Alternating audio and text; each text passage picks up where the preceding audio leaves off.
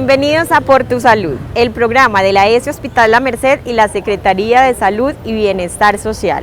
Hoy, como cada mes, el equipo de salud pública viene con temas de interés para toda la comunidad que esperamos que lo pongan en práctica en sus vidas. La psicóloga Ana Paola Álvarez nos habla sobre la prevención del abuso sexual infantil. Además, nos cuenta cuáles son los signos de alerta de un niño o niña abusado.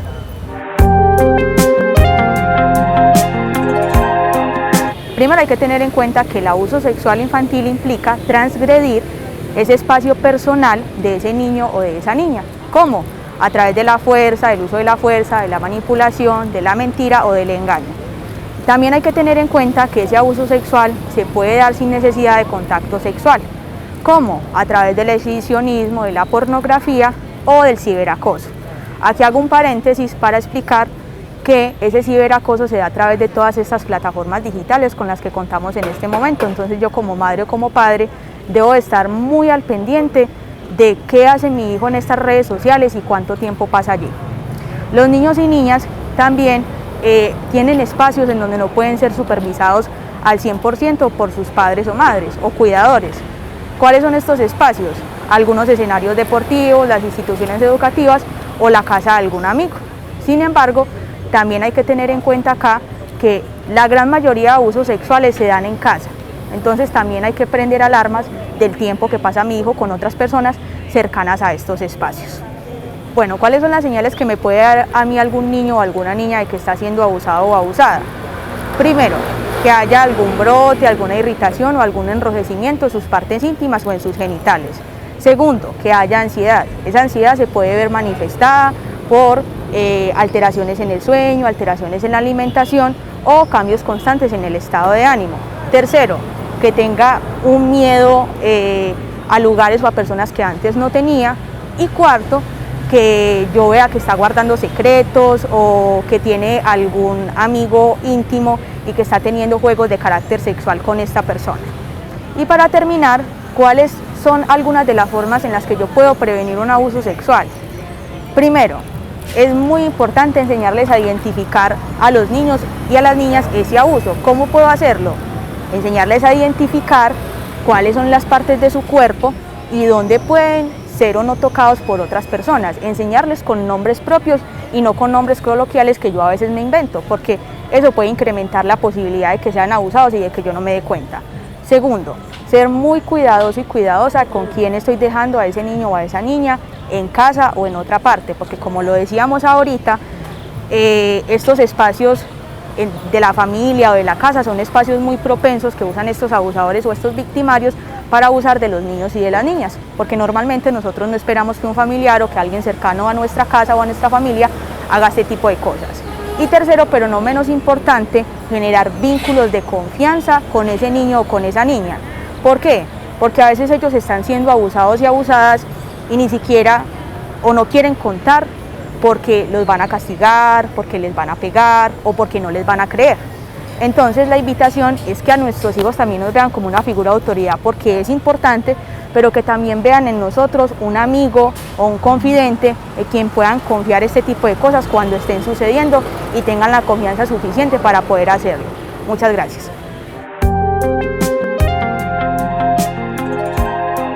Nuestra auxiliar de enfermería, Manuela García, nos habla sobre signos de malnutrición y alimentación adecuada por ciclo vital.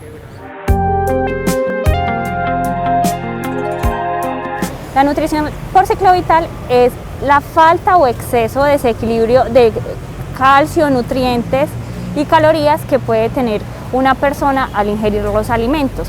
La nutrición por ciclo vital empieza desde el embarazo, cuando las maternas necesitan más cantidad de nutrientes y calorías para pasarle a su bebé o a su feto, que próximamente se convertirá en un bebé. De esto depende de que el bebé sea un bebé sano y que nazca con buen peso. Pasamos también a la nutrición en las lactantes, en las madres lactantes. Las madres lactantes deben de tener más alta cantidad también de nutrientes, ya que por medio de la lactancia materna se pasan todos los nutrientes a su bebé para que en este proceso de crecimiento y desarrollo sea un bebé sano. En las edades preescolar y escolar, que abarcan a los niños de 1 a 6 años y de 6 a 12 años, encontramos a los niños que de pronto ya iniciaron una vida escolar, que ya están yendo a guarderías, a colegios, y en esta etapa es muy relevante y que hay que tener muy en cuenta que hay niños que no tienen la capacidad económica o padres que no tienen capacidad económica de que estos niños se alimenten bien antes de ir a sus clases. Muchas veces también encontramos niños que viven en zonas rurales que tienen que salir muy temprano a estudiar para poder ingresar a sus clases y no tienen este acceso a la alimentación o comen en muy poca cantidad. En estos casos muchas veces en los colegios no les dan una media mañana o un algo y estos niños se quedan hasta tipo 5 o 6 de la tarde sin una alimentación adecuada. En la adolescencia también hay que tener en cuenta que se forma el 25% de la masa muscular, el 50% del peso total que va a tener la persona y el 50% de la masa ósea. Entonces ahí también tenemos que ser muy juiciosos como padres de familia en darle buena alimentación a estos niños, porque en estas edades es donde empieza la obesidad, la anorexia o la bulimia. En el adulto joven abarca a las personas de 21 a 59 años. En esas personas también es muy propenso a sufrir obesidad porque ya empezamos una vida activa y productiva. Entonces el hecho de ya estar trabajando se nos hace más fácil comer comida chatarra, comer en la calle, y eso hace de que no comamos saludable y subamos de peso. En esta etapa hay que ser muy juiciosos y muy conscientes que depende cómo estemos en esta etapa, va a ser la calidad de vida que tengamos en una vejez. La vejez se cataloga después de que las personas cumplen 60 años. Con estas personas tenemos un riesgo muy elevado de desnutrición. ¿Por qué? Porque el entorno social y familiar es muy deteriorado en estas personas. Con estas personas tenemos una deficiencia de alimentación porque muchas veces son abandonados, se quedan solos, los dejan en un hogar geriátrico y con todo esto conlleva al estrés, a la depresión, y ellos ya no quieren ingerir alimentos. Muchas veces también mucha cantidad de estas personas después de los 60 empiezan a perder su dentición. El no tener dientes también los afecta mucho. Entonces esto hace que no se alimenten bien, de que no coman comidas adecuadas. Aparte de esto, el riesgo social que también implica el que estén solitos. Entonces con todo esto les redondeo la idea de que realmente es muy importante que seamos muy conscientes en la alimentación. Depende de esto la calidad de vida que tengamos desde que nacemos. Que estén muy bien, hasta luego y hasta un próximo programa.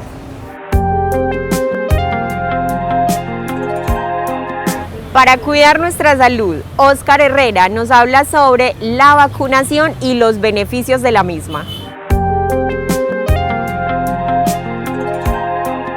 ¿Qué es la vacunación? Es una forma inocua, eficaz y efectiva de protegernos contra una cantidad de enfermedades que se generan por diversos virus y todo que se presentan en la sociedad. Entonces es demasiado importante. ¿Por qué debemos de vacunarnos? Nos debemos de vacunar primero porque debemos de protegernos contra estas enfermedades graves, contra estas enfermedades que afectan la salud. Muchas de estas enfermedades provocan la muerte y no miran la edad, en cualquier rango de edad, desde los niños hasta los adultos mayores. Son más de 20 vacunas que existen en el mundo para prevenir enfermedades como la rabia, la tosferina, la rubeola, el sarampión, la fiebre amarilla. Entonces es demasiado importante que las personas se sensibilicen en la importancia que tienen las jornadas de vacunación. Sabemos que las vacunaciones son totalmente gratuitas, ¿sí? ¿Cómo actúan las vacunas? Las vacunas actúan como anticuerpos, preparan el organismo para cuando llegue el virus, cuando llegue esta enfermedad, No quiere decir que no nos vaya a dar ni seamos inmunes, simplemente puede que no nos dé con la fuerza que puede tener un virus. En la actualidad estamos viviendo el virus del COVID-19, entonces es muy importante que la gente tome conciencia, que la gente no crea en las redes sociales, a veces desinforman a las comunidades. Es demasiado importante, necesario la vacunación contra el COVID-19. Se está realizando por etapas, se hacen jornadas en las instituciones, se hacen brigadas en el hospital. ¿Por qué? Porque primero debemos de protegernos nosotros, proteger a nuestro entorno, proteger a nuestra familia. Si queremos una reactivación económica segura, debemos de vacunarnos. Entonces, si queremos una reactivación económica, debemos de vacunarnos.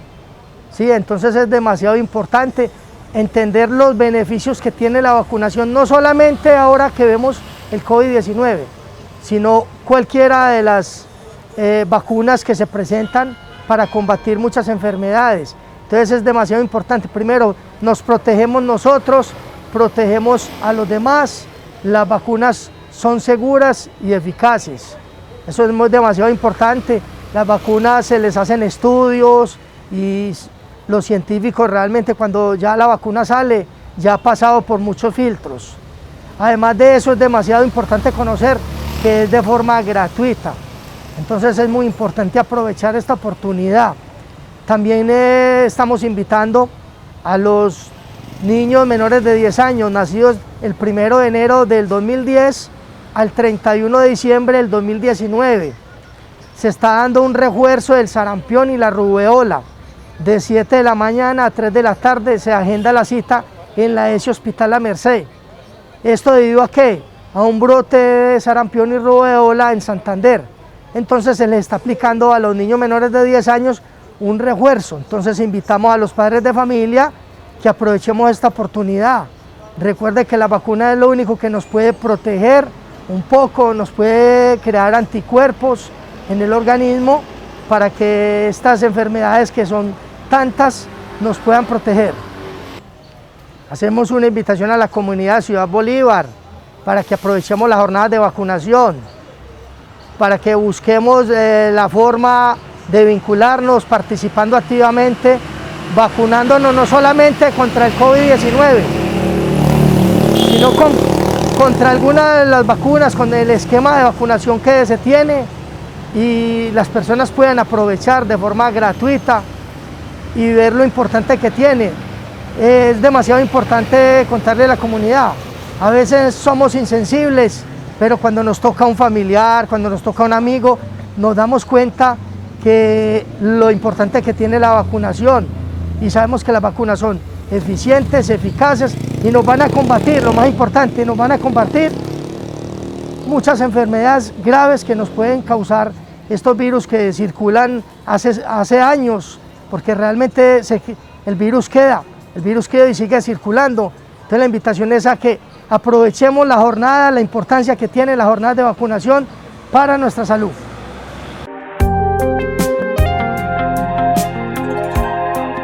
La psicóloga del equipo, Alejandra González, nos habla sobre las habilidades para la vida.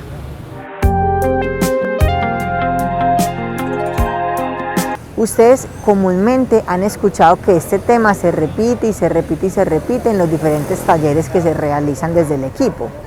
Estas habilidades para la vida son fundamentales porque son herramientas que aprendemos en nuestros procesos de crianza o que inclusive podemos aprender en todos los escenarios en los que participamos y que nos van a permitir resolver todas las situaciones que se nos presentan en nuestra vida cotidiana. Es decir, esas habilidades para la vida son estrategias que de cierta manera van a permitir que tengamos una buena relación con las otras personas, que podamos tener buenas relaciones también a nivel laboral, a nivel familiar, que podamos tener un autoconocimiento también, es decir, a nivel personal, porque eso nos va a permitir tener un panorama más amplio para poder resolver aquello que se nos va presentando en todos esos acciones que hacemos todos los días. Las habilidades para la vida son básicamente 10 habilidades. Una de ellas es el manejo de emociones. Las emociones se dividen principalmente en 4, es decir, son esas emociones que parten de lo instintivo. Entonces, la rabia, la alegría, la tristeza y el miedo. Esas emociones las necesitamos para hacer un ejercicio de supervivencia. Es decir, si estamos en peligro necesitamos el miedo. Si estamos tristes necesitamos también mirar qué nos está enseñando esa situación para poder salir de lo que se está presentando. Y también necesitamos la alegría para obviamente también identificar cuáles son los escenarios o cuáles son los espacios en los que nos sentimos bien. Y la rabia es una emoción que nos permite, cuando la sabemos manejar, poner límites. ¿Por qué esta habilidad para la vida es importante? Porque muchas de las dificultades que tenemos en la vida cotidiana, es decir, lo que a veces conocemos como riñas callejeras, pues son, digamos, emociones que no se han trabajado y que las personas sobrepasan esos límites y que no saben realmente qué es lo que les está generando ese malestar, y esas emociones lo que hacen es que terminan manejando la persona. Otra de la habilidad para la vida es la toma de decisiones. Constantemente los seres humanos estamos tomando decisiones, entonces a veces decimos, ay, pero ¿por qué me fue tan mal en esto? ¿O por qué me fue tan bien en esto? Es porque cada una de esas decisiones que tomamos también trae unos resultados. La otra habilidad para la vida es la resolución de conflictos. Todo el tiempo estamos interactuando con otras personas y esas otras personas pues tienen unas personalidades o unas dinámicas que a veces no coinciden con las que nosotras tenemos. ¿Qué significa eso? Que a veces podemos tener encuentros o conflictos y lo que necesitamos es aprender a solucionar la situación que se nos está presentando de una manera asertiva, es decir, tranquila, sin que exista una violencia como forma de resolver. Otra de las habilidades para la vida es el autoconocimiento y es la capacidad que tenemos las personas para poder evaluar cuáles son esas situaciones a nivel personal que, digamos, debo trabajar. Entonces, si tomé esta decisión, ¿a partir de qué experiencia la tomé? Si me vinculé con esta persona, ¿desde dónde me estoy vinculando? Si elegí este trabajo o el otro, ¿por qué lo estoy eligiendo? Cuando tenemos la capacidad de autoconocernos o de conocernos, tenemos mucha mayor facilidad para podernos desempeñar en todos los escenarios en los que comúnmente actuamos, porque ya soy yo quien realmente voy a poder determinar qué me gusta, qué no me gusta, en qué espacios me siento bien, con quién me quiero vincular, dónde me veo, qué sueño, todas las, digamos, los deseos que quiera cumplir. Otra de las habilidades para la vida es la comunicación asertiva y la otra es la empatía. Cuando hablamos de comunicación asertiva hablamos de la capacidad de, digamos, comunicarme con las otras personas, expresar lo que siento, pero hacerlo de una manera tranquila y sin violencia. Es decir, no es guardar silencio, sino poder comunicar y poder nombrar de una manera en que ambas partes puedan entender. Y la empatía es la capacidad de ponerme en la piel o en los zapatos de las otras personas. ¿Por qué esta habilidad es tan importante? Pues porque en nuestro municipio a veces vemos que se presentan muchos señalamientos, muchas personas tratan de juzgar las realidades de las otras personas, y lo importante es que podamos entender qué es lo que pasa en esa otra realidad, qué es lo que pasa en esa otra persona, y al ponernos en los zapatos del otro o de la otra, pues podemos realmente entender por qué lo está, digamos, haciendo de esa manera o diciendo de esa manera. Otra de la habilidad para la vida es el manejo de la tensión y el estrés. El estrés hace parte de nuestra vida, la tensión hace parte de nuestra vida.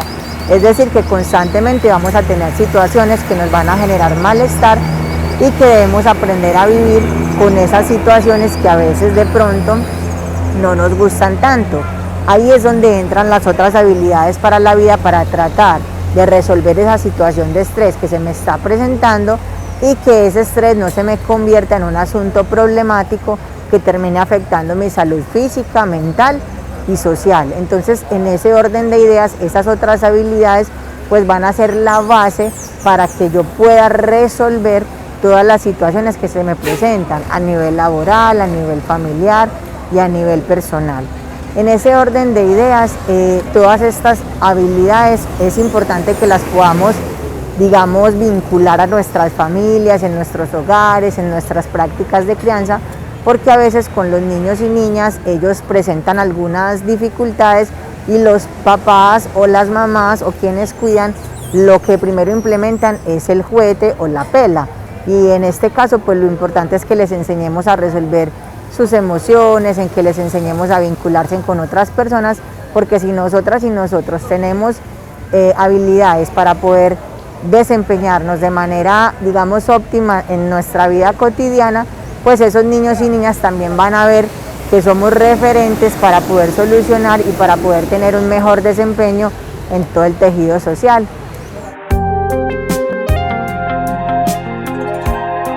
Esto fue todo por hoy en Por Tu Salud. Esperamos todos los temas hayan sido de su agrado.